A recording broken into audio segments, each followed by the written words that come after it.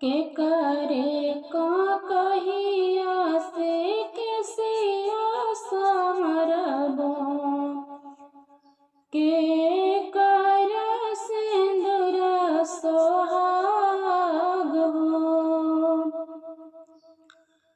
के करे का कहिया से केसिया समरबो के कर सिंदूर सोहाग हो पापा मोरे बोवेल लाली सरसैया भैया तेरा में करवा तेल हो पापा मोरे बोवेल लाली सरसैया भैया पेरा में करवा तेल हो भाभी के का कहिया से केसिया समरबो स्वामी जी के सिंदूर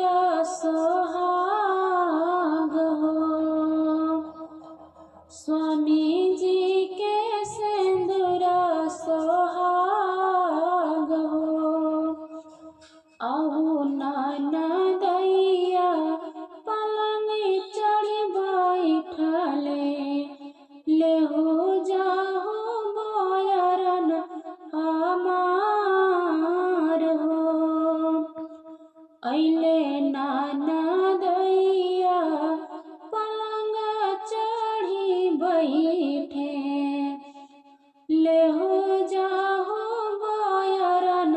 हमार हो बयरन बयरन जानी कर सरहजिया बयरन प्राण आधार हो बयरन प्राण आधार हो एही रे बयरन खातिन सुनाए सरहज दे